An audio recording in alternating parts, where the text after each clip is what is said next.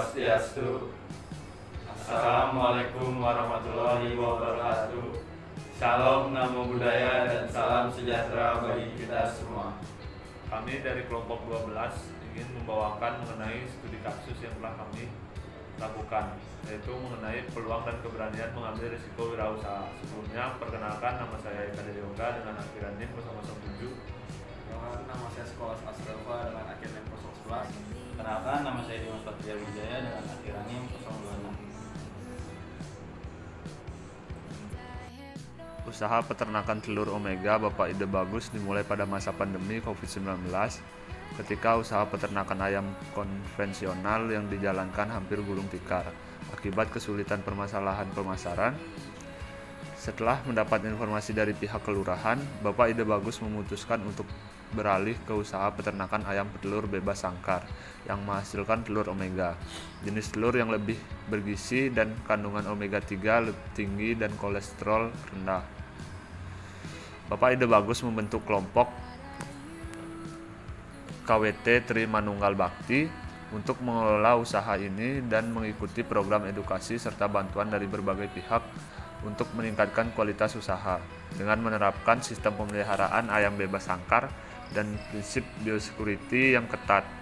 Usaha ini berkembang pesat meskipun awalnya menghadapi tantangan dalam pemasaran, terutama di daerah pedesaan. Melalui pemanfaatan media sosial dan jaringan komunitas, produk telur omega mulai dikenal luas, memberikan dampak positif bagi kesehatan masyarakat dan ekonomi lokal.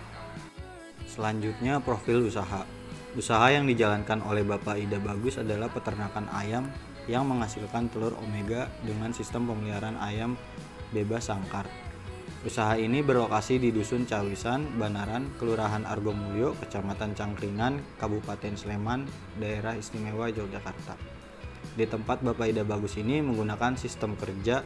Yang pertama, sistem pemeliharaan ayam bebas sangkar.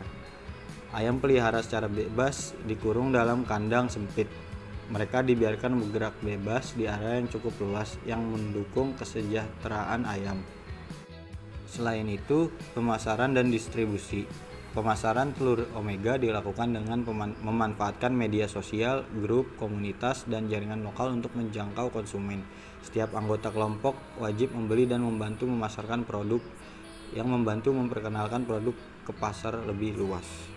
Selanjutnya, penerapan prinsip biosecurity. Kebersihan kandang yang dijaga dengan baik termasuk melakukan penyemprotan disinfektan secara rutin untuk mencegah penyebaran penyakit. Semua orang yang masuk ke kandang diwajibkan mengikuti prosedur keamanan biosecurity seperti disemprot desinfektan sebelum memasuki area peternakan. Tantangan yang dihadapi. Yang pertama, pemasaran telur omega cukup sulit karena usaha ini dimulai di daerah pedesaan yang jauh dari pusat pasar. Yang kedua, masyarakat, terutama dari kalangan menengah ke bawah, kurang mengenal manfaat dan perbedaan telur omega dibandingkan dengan telur konvensional. Selanjutnya adalah resiko. Jika pemasaran tidak berhasil, telur yang dihasilkan bisa tidak terjual, yang berdampak pada kerugian finansial dan potensi kebangkrutan usaha. Solusi, Bapak Ide Bagus dan kelompoknya melakukan edukasi kepada masyarakat melalui media sosial, grup komunitas, dan keluarga. Mereka menjelaskan bahwa manfaat telur omega seperti kandungan omega 3 yang lebih tinggi dan kolesterol yang lebih rendah. Itu kesimpulan, Bapak Ide Bagus menunjukkan keberanian luar biasa dalam mengidentifikasi peluang meskipun menghadapi banyak tantangan. Keputusan untuk beralih ke telur omega dan sistem pemeliharaan ayam yang lebih alami merupakan langkah inovatif yang berisiko, namun membuahkan hasil yang baik. Dengan ketekunan, keberanian dalam mengambil risiko, dan kemampuan untuk memanfaatkan peluang yang ada, usaha ini terus berkembang dan menawarkan produk berkualitas tinggi yang bermanfaat bagi kesehatan masyarakat. Alah, teluran paling sama aja, digoreng, direbus juga pasti hasilnya namanya telur. Tapi kalau untuk kalangan orang yang menengah ke atas, itu saya yakin sudah banyak yang tahu apa itu telur omega, terus nutrisi dan khasiatnya itu apa saja, saya yakin. Jadi kalau sepemahaman saya namanya telur omega itu dibanding dengan telur konvensional itu sangat beda. Karena apa? Tempat kita ini selalu uji lab, Mas. Kayak kemarin itu yang untuk ekoil betul-betul nol, terus kolesterol jauh di bawah dengan telur konvensional. Wah, kalau anaknya itu masih kecil, dikasih telur ini, saya jamin nanti cerdas. Terus kedua, itu bukan hanya untuk anak kecil saja, itu untuk orang yang Sekian pemaparan studi kasus dari kami. Saya Kade. Saya Wijaya. Saya Suryofa.